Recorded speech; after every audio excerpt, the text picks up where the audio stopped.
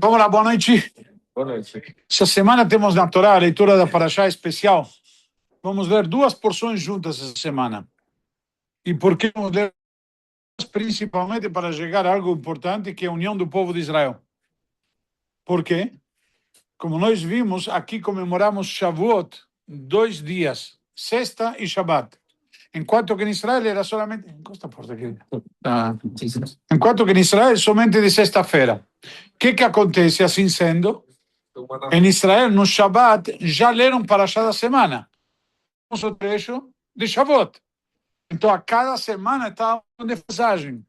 Prova está lá que semana passada nós vimos o Korach, eles leram Hukat. Esta semana eles vão ler Balak e nós vamos ler Hukat e Balak, e aí nos juntamos novamente todos juntos.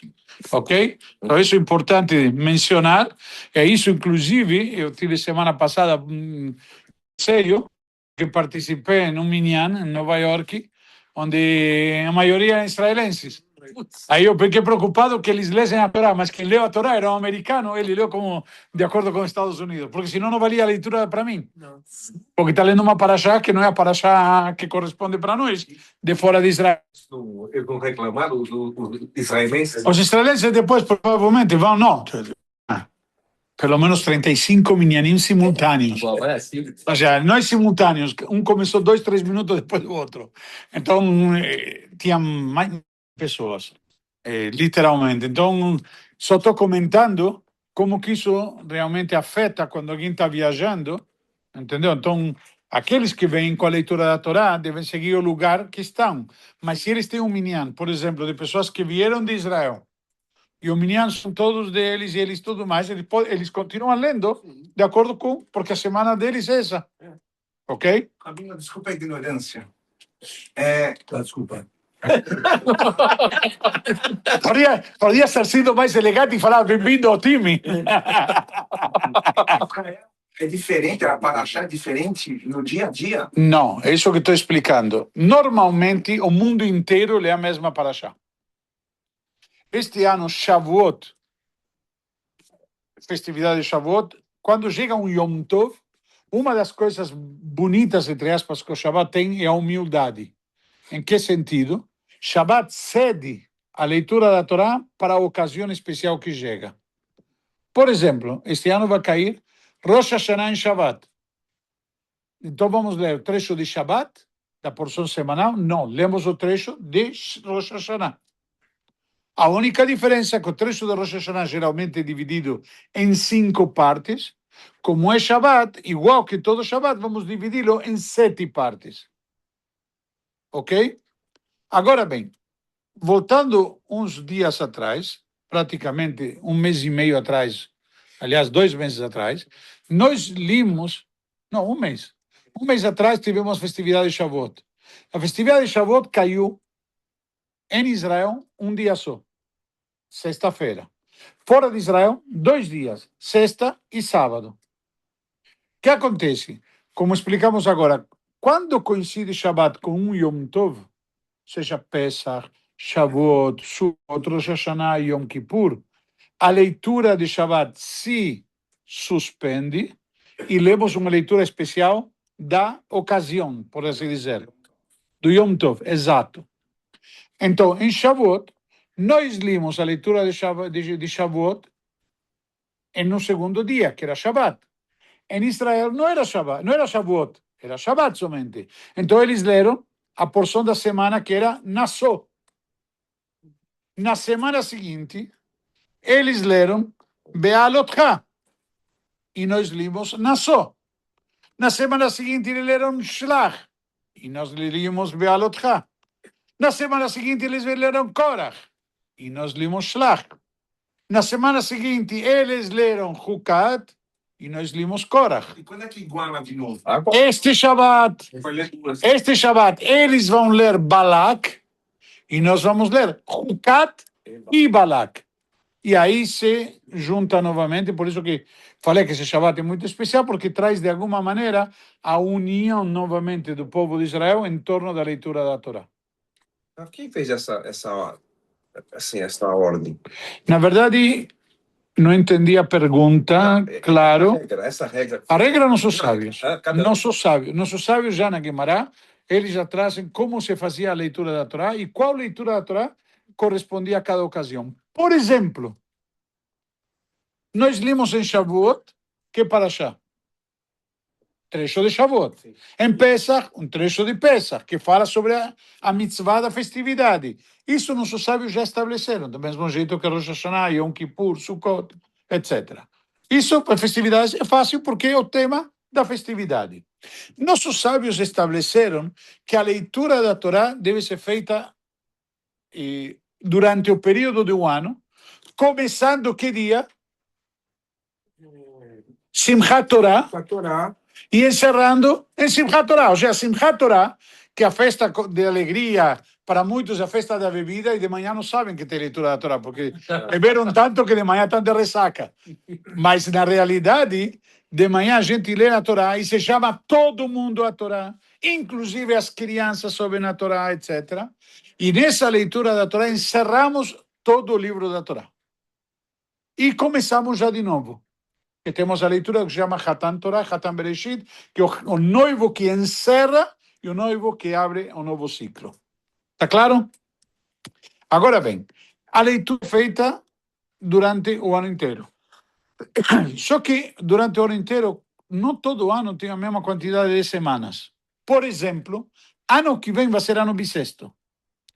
Ano bissexto é um ano que tem um mês a mais. Então, pelo menos mais 4 horas de leitura da Torá. Concorda? Então vou ter mais semanas para ler a Torá durante o ano inteiro. Um ano comum, desculpa? Menos para show. Então, não. Ao contrário. As parashiot são as mesmas. Neste ano temos menos semanas. Então o que acontece? Tinham semanas que eu tinha que juntar 2 porções juntas para caber no ano. Além do fato de cair como esse Shavuot. E em Shavuot não vou ler a Torá. Então perco uma semana, entre aspas. Está claro?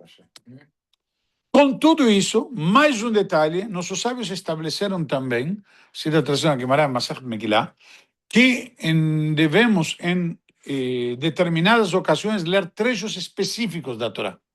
Por exemplo, sempre no Shabbat, antes do mês de Adar, temos que ler uma parashá a mais. Então, tiramos 2 cifrei Torá.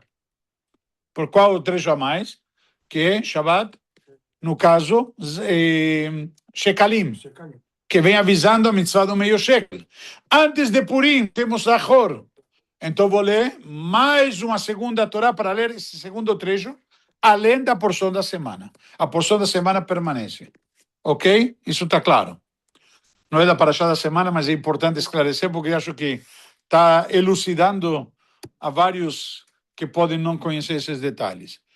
E mais um detalhe importante, também estabeleceram datas específicas onde devemos ler porções específicas. Por exemplo, sempre no Shabbat, ou seja, 2 Shabbat antes de Shavuot, vamos ler Parashat Bechukotai.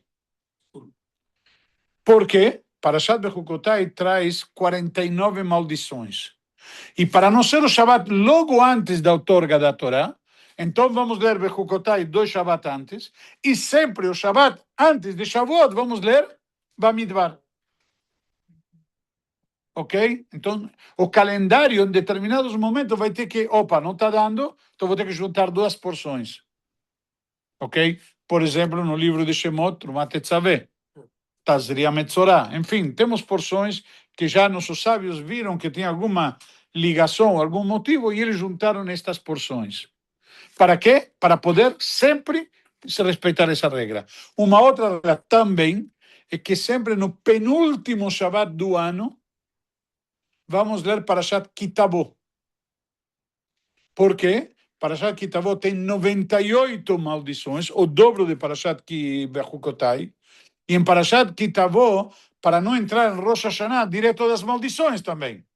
Então, peraí, terminaram as maldições, deixa agora um Shabbat de, como chama, de divisória das águas, e aí depois chega Rosh Hashanah. E aí vou ter que eventualmente juntar porções, porque depois tenho pouco tempo. E vou ter que Litzavim, Vayelech, Azim e Zot Abrahá, até Simchat Torah. Sendo que pode cair Rosh Hashanah em Shabbat, ou Yom Kippur em Shabbat, ou Sukkot Shabbat, Shmini Atzeret em Simchat Torah. Peraí. Vejam, não sabe, talvez vão ter que juntar Nitzavim Vayelech, às vezes não, etc. Simplesmente para dar esta quantidade de porções no ano. Ficou claro? Mas quem fez esse calendário? Rabino. Calma. Quem fez o calendário? O calendário do ano ou o calendário da sequência? A cada ano tem um calendário diferente. Não. Já está estabelecido. Não, isso. sim. Calma. O calendário, quem fez o calendário foi Hillel Azaken, isso agora é outra coisa. O calendário é um tema muito, muito complexo e interessante. Eu gosto disso porque é um tema que eu gosto pessoalmente, de forma particular, porque acho que nos mostra a grandeza de nossos sábios. Como o calendário judaico foi feito de forma tal e com tanta sabedoria, há 2000 anos atrás, que hoje em dia, que tem o que chama relógio atômico, bate na tecla. Porque o calendário nosso é feito, isso não tem a ver com a Parashá, mas é muito interessante, o calendário nosso é feito de forma tal que é baseado, de acordo com a Torá, para juntar o calendário lunar e o calendário solar. O que significa calendário lunar e calendário solar? O calendário lunar é um ciclo baseado no ciclo da Lua, que é de aproximadamente 29 dias e meio, que é o período que demora a Lua de fazer o ciclo dela. Tem um ciclo de um dia e depois um ciclo de um mês, certo? Rotação e translação, acho que era. E translação. É? A rotação É nosso próprio eixo e outro é translação. Translação, exatamente. Por isso que eu falei, um ciclo de 29 dias e meio aproximadamente. Tem mais alguns quebrados. Mas, isso é o ciclo lunar. O ciclo solar é um ciclo de 365 dias e 6 horas. Aproximadamente. Tem também um quebradinho muito pequeno a mais. Por esta razão que a cada 4 anos vamos ter o ano bissexto, que vai ser 366 dias. Por quê? Se a cada ano eu tenho um acúmulo de 6 horas, em 4 anos me dá quanto? 24, mais um dia, que é o 24 e 29 de fevereiro. Ok? Desta maneira nós completamos o ciclo. Só que acontece, o calendário lunar, ele tem aproximadamente, a grosso modo, 353, 54 dias. Nossos sábios já estabeleceram um calendário, um ciclo, de 19 anos, que a cada 19 anos ele se repete, no qual, durante esses 19 anos, temos 7 anos bissextos. Está me pegando de pegadinha, porque não é o tema que preparei. 7 anos bissextos. Ou seja, que cada 2 ou 3 anos eu vou ter um ano bissexto, no qual, nesse ano bissexto, eu vou ter um mês a mais. Este mês a mais, que é o Adar 2, é o sexto mês. Inclusive, eu gosto de falar isso, que em hebraico combina bem a palavra do mês, bissexto. O que significa bissexto? 2 vezes o sexto. Certo? Esse ano vai ser o hexacampeonato do Brasil. Se ganha, o hexa que não ganha. É bissexto. Mas bissexto, o sexto mês, vai ter 2 vezes. Adar 1 e Adar 2. Ok, esse mês que acrescenta é um mês de 30 dias. Só, grosso modo, que você perguntou do calendário. Agora bem, dito isto, tem mais um detalhe. Esse calendário, quando nossos sábios, encabeçados por esse sábio Hillel, estabeleceram a regra do calendário, eles se guardaram na manga determinadas situações. Que, por exemplo, lo badu Pesach velo adu Rosh. Nunca Rosh Hashanah pode cair domingo, quarta ou sexta-feira, o primeiro dia. Primeiro dia, nunca. Pesach nunca vai cair segunda, quarta ou sexta-feira, o primeiro dia. para respeitar essa regra, que tem outro motivo, eu não vou entrar agora, porque nem pergunte, porque não vou te responder. Então, sim, isso de Adu Roxo. Isso de Adu Roxo. Mas aí, então, na prática, essas duas regras, para que isso possa se respeitar, eles se guardaram na manga 2 coringas. O dia 30 de Reshvan e 30 de Kislev. Que estes 2 meses podem ter sempre, ou podem ter às vezes 29 dias cada um deles, 30 dias cada um deles, ou um 29 e outro 30. Todos os outros meses, como nós falamos, são meses de 29 dias e meio. Então, um mês tem 29 dias, outro mês tem 30, outro tem 29, outro tem 30. Por quê? Porque a Torá estabelece que devo contar meses. E cada mês tem que ser de dias completos. Não posso contar um mês, ao meio-dia acaba o mês. Não, acaba um mês e começa outro, de dias completos. E desta maneira, mais ou menos, vou respeitando o ciclo da lua, etc.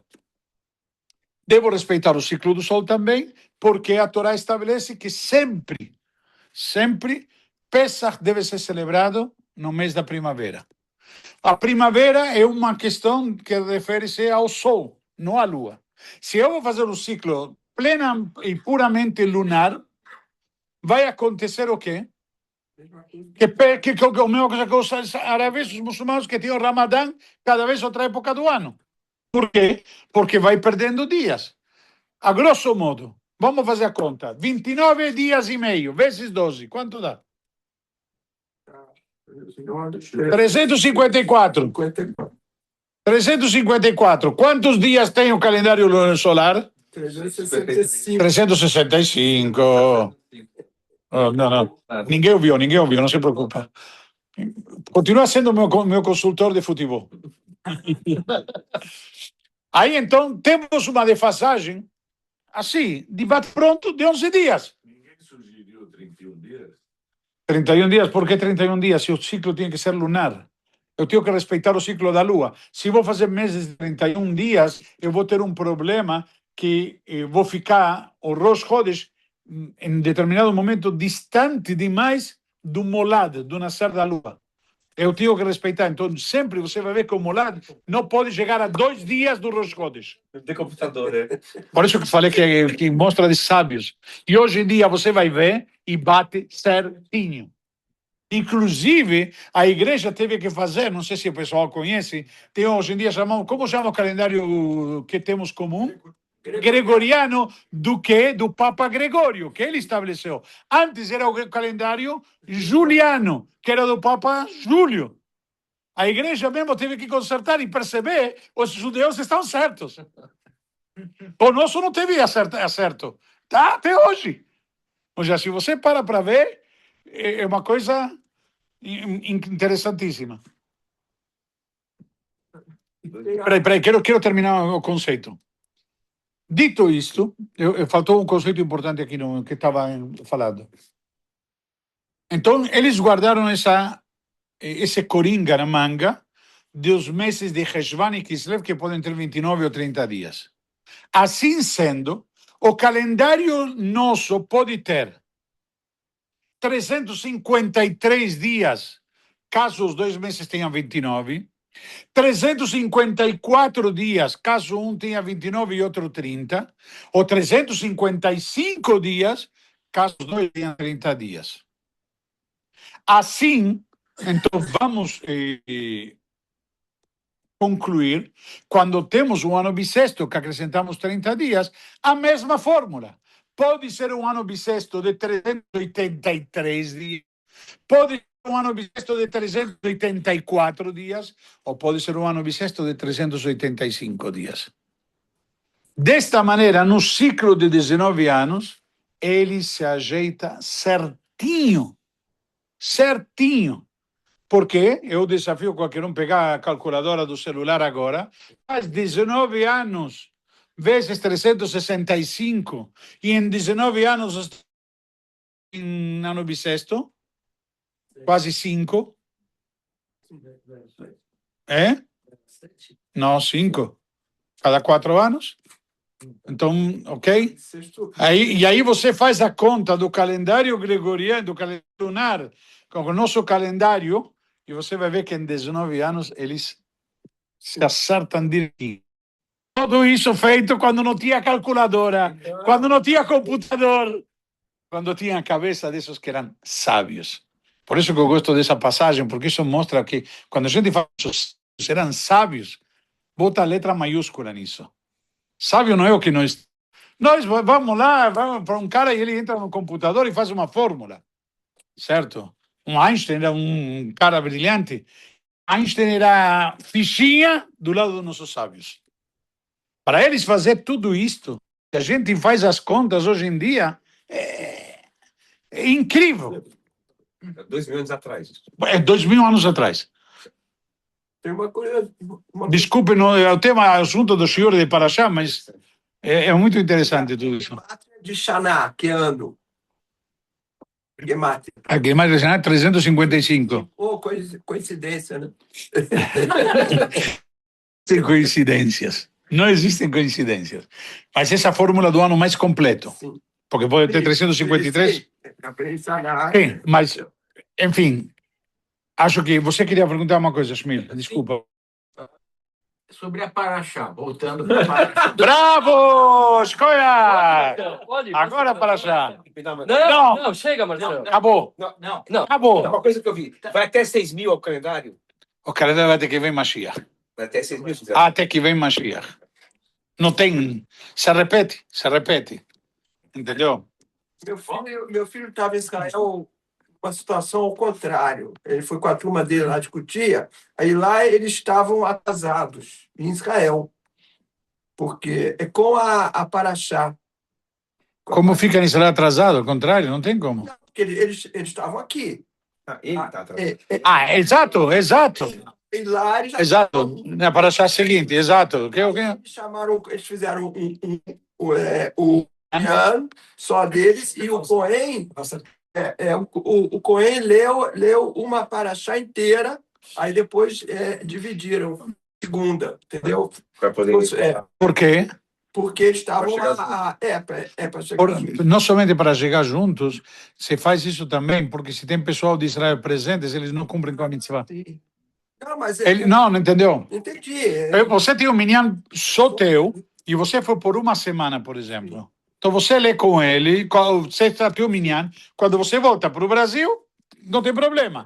Agora você foi para lá e vai ficar lá. Então você vai perder sempre a passagem. Então aí você faz isso. Mas se você vai numa sinagoga, por exemplo, tem um minyan, e tem israelenses também. E eu vou lá e eu faço o minyan nosso, de acordo com a semana passada, que aqui limos Korach e lá leram Hukat. Eu chego em Israel e vou ler Korach, o cidadão não leu Korach. Veio na sinagoga, não tem problema, ouvi Korach de novo. Aí na seguinte, ele vai ler, não, vai ler Balak. E Hukat. Eu perdi. Deu para entender? Isso que se faz isso daqui. Teve sinagogas em Israel, e os rabinos, depois da pandemia, não sei se vocês se lembram, que várias sinagogas não se leu a Torá, tem que ter pelo menos um minyan na cidade que se lê a Torá. Então aí continua. Eu perdi, você perdeu. Mas se toda a cidade não leu, então teve cidades que, por conta do, como chama, da pandemia, do cerco que tinha, do isolamento, não leram durante várias semanas. Então depois, o que fizeram? Um minyan, onde leram todas as leituras que perderam, cada semana, para poder compensar. Porque senão eles perderam a leitura da Torá. E assim compensaram. Shmuel, sim, querido. Espera aí. Tampa a boca dele. Porque Hukat com Balak já são assuntos diferentes. Balak não teria que vir junto com Bilam? Balak e Bilam Para achar o seguinte. faria sentido. Eu não sei te dizer por que nossos sábios estabeleceram assim. A pergunta do Shmuel é muito boa. Eu vou ver se Bliner procura a resposta. Assim está trazido o que nossos sábios fizeram. Hukat, a grosso modo, na minha opinião, tem muito a ver com Balak, talvez mais do que Pinchas. Por quê? Balak nos conta que o povo de Moab contratou um profeta para amaldiçoar o povo de Israel. Em resumo de toda uma bagunça, ele não amaldiçoou, acabou abençoando o povo de Israel. Ele foi destituído, foi colocado para baixo, mas no final, como ele não conseguiu amaldiçoar o povo de Israel, ele decidiu o quê? Provocar que recaia a maldição sobre eles, como, entre aspas, mandando o povo de Israel para Brasília. Vamos corromper o povo. Vamos corromper o povo. Então, ele quis corromper a santidade do povo de Israel, corrompendo o povo de Israel e atrair a maldição.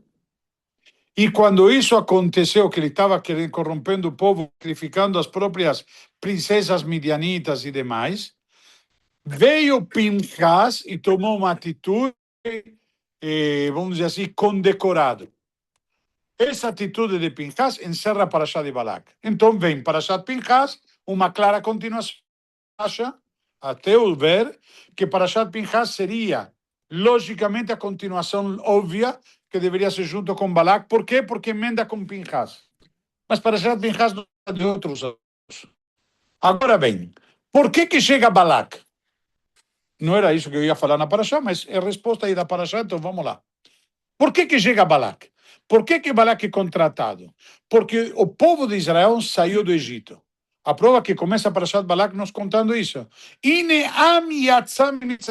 Eis que um povo saiu do Egito. Temos aqui uma nova potência no pedaço. O povo de Israel, que conseguiu se revoltar contra quem? A maior potência na época, que era o Egito.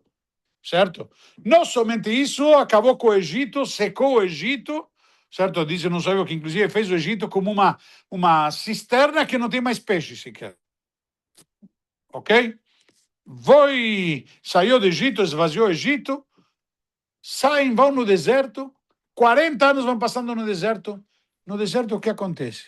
Sai um povo de Amalek, que é um povo guerreiro por excelência, e perdem para o povo de Israel. Vem o povo de Amon lutar com Israel e perde.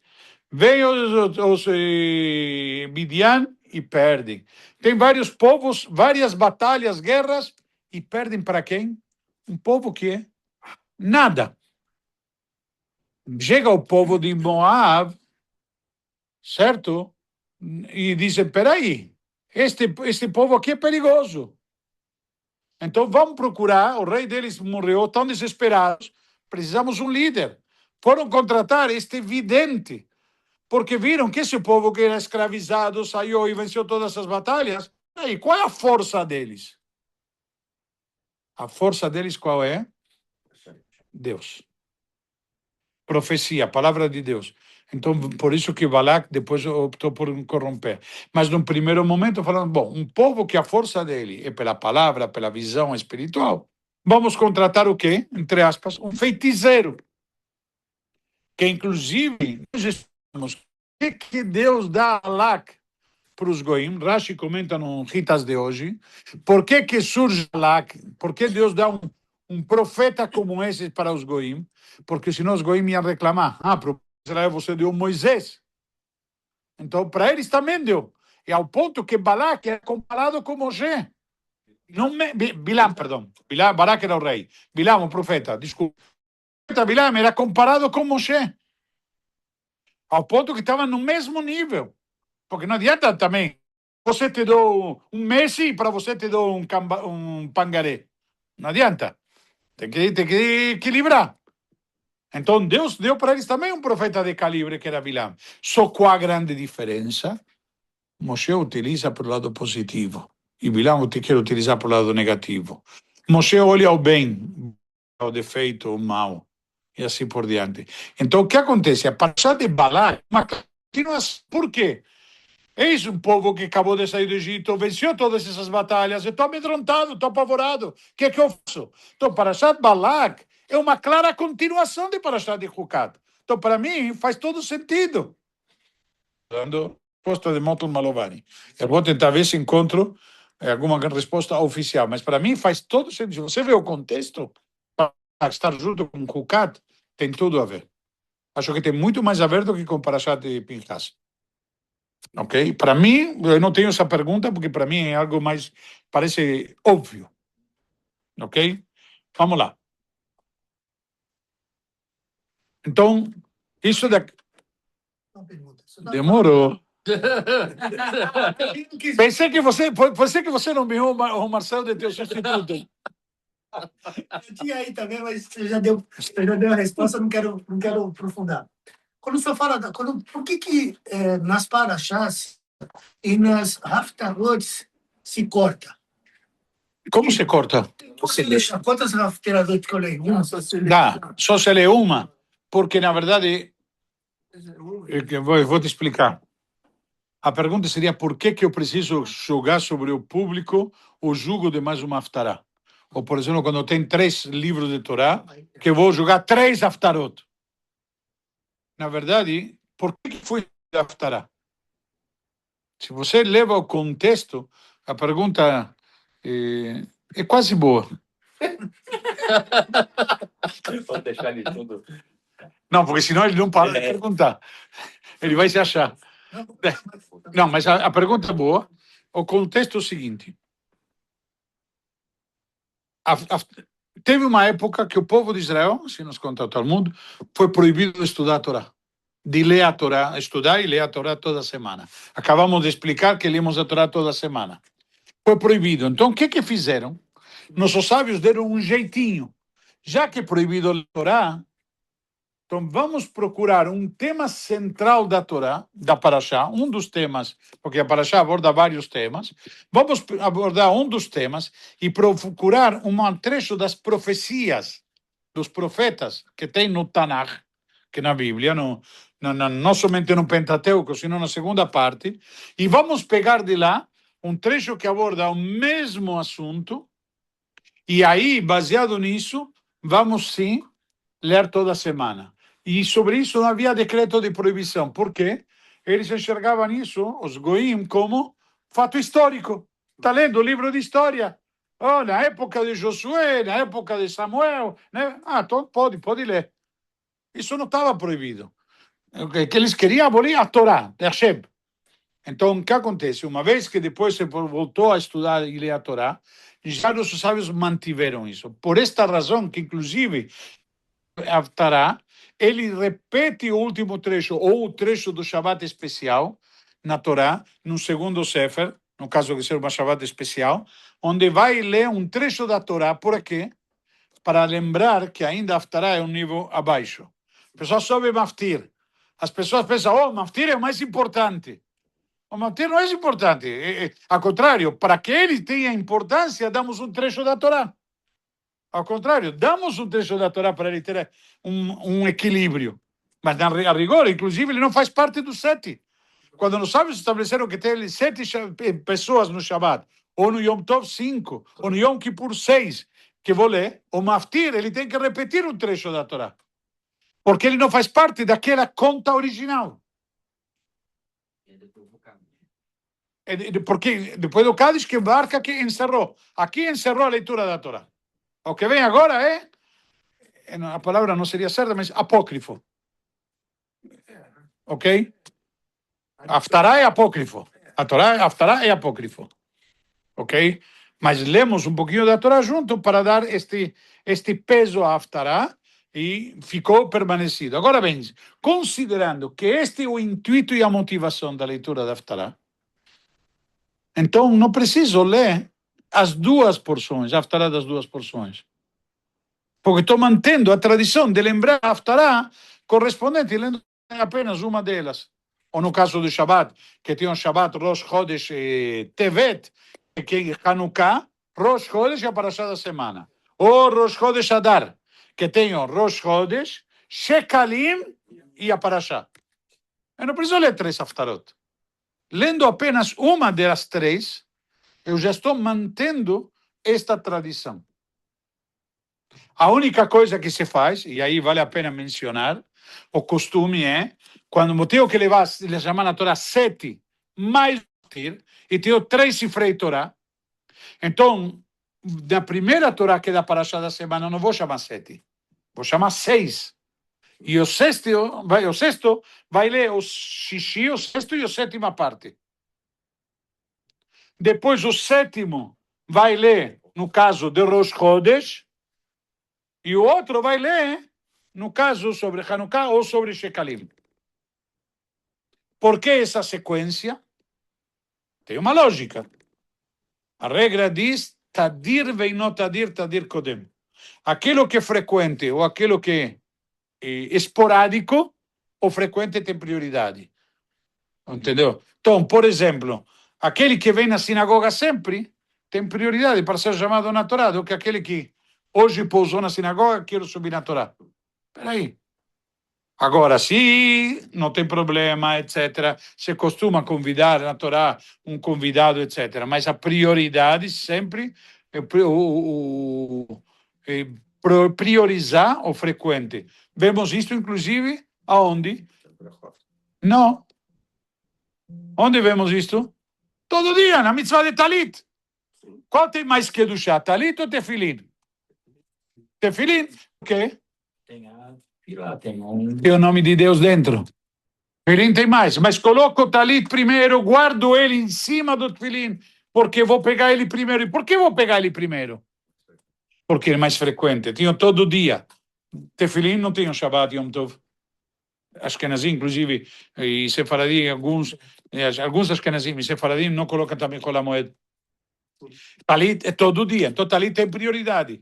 Além de que tem uma outra regra também, que é Ma'alim Bakodesh. Vou subir em santidade, cada vez vou um degrau a mais. Então, primeiro eu visto o Talit, e depois o Tefilin da mão, e depois o Tefilin da cabeça, que tem mais santidade. Por que tem mais santidade o Tefilin da cabeça?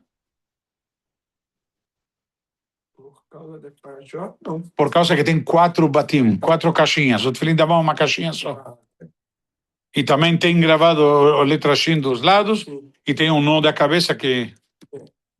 Então, tem, como que se tem 2 sinais. Nós temos no Tefilin Shin, Dalet, Yud. O Shin está gravado na caixinha, o Dalet está no nó do Tefilin de trás, e o Yud está no nó do Tefilin da mão. Então, o Tefilin da cabeça tem 2 sinais, Shin do nome de Deus, 2 letras do nome de Deus, enquanto que o Tefilin da mão tem só um. Então, temos aqui várias situações que vamos subindo santidade, que é uma outra explicação, outro motivo pelo qual primeiro o Talit e depois o Tefilin, para poder ir subindo em nível de santidade. Ok? E ficamos mais tempo vestindo, e para tirar, deveria tirar primeiro o Talit, depois o Tefilin da mão e depois o Tefilin da cabeça, para ficar mais tempo com a santidade. Mas justamente fico mais tempo com aquele que está mais frequente comigo. Ok? Também tem uma outra explicação, que desta maneira, à medida que vou tirando, vou guardando. Então, quando vou no dia seguinte colocar, qual é o primeiro que vou encontrar? O último que guardei. O último que guardei vai ser o primeiro que vou encontrar. Então vou dar prioridade ao que vem primeiro. Agora, se eu guardo ao contrário, o que vai acontecer? Quando vou tirar, deixar de lado. É um desprezo para a mitzvah.